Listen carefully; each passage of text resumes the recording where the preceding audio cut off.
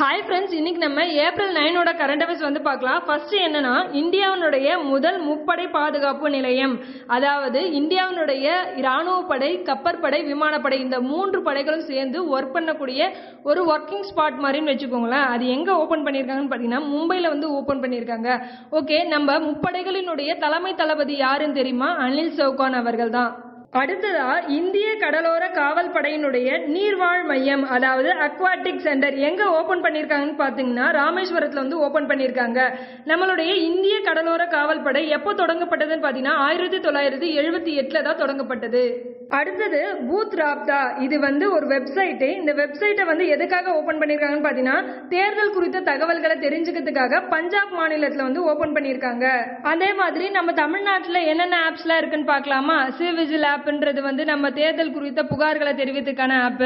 அதுக்கப்புறமேட்டு வந்து voter helpline ஆப்ன்றது நம்மளுடைய பெயரை எடிட் பண்றதுக்கோ இல்ல நீக்கிறதுக்கு, சேர்க்கறதுக்கு, இல்ல அட்ரஸ் சேஞ்சிங்காக யூஸ் பண்ற ஆப்.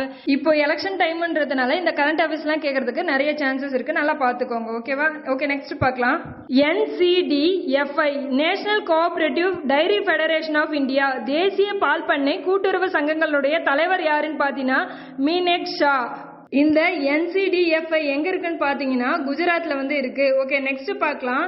சிறப்பு பாதுகாப்பு குழுவில் ஐஜியாக நியமிக்கப்பட்டவர் லவ் குமார். இந்த சிறப்பு பாதுகாப்பு குழு எப்ப ஏற்படுத்தப்பட்டதுன்னு பாத்தீங்கன்னா 1989 ஏற்படுத்தப்பட்டது. ஓகே, அடுத்ததா ஸ்லோவாக்கியா நாட்டினுடைய புதிய அதிபராக தேர்ந்தெடுக்கப்பட்டுள்ளார் யாருன்னு பாத்தீங்கன்னா பீட்டர் பெல்லேக்ரினி.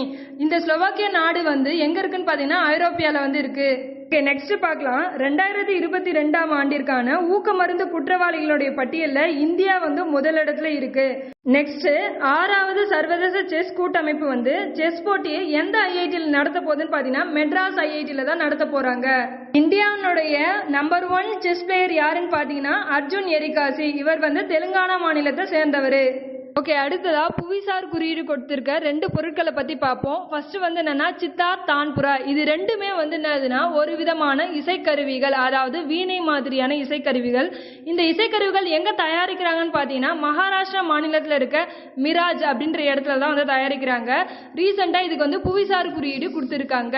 புவிசார் குறியீடை பத்தி ஒரு சில விஷயம் நம்ம தெரிஞ்சுப்போம்.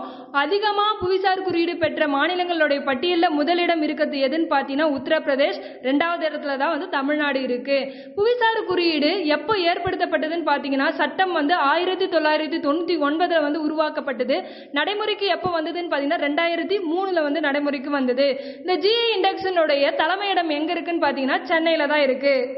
ஓகே ஃப்ரெண்ட்ஸ், இன்னையோட கரண்ட் அஃபேர்ஸ் இதோட முடியுது. Thank you all.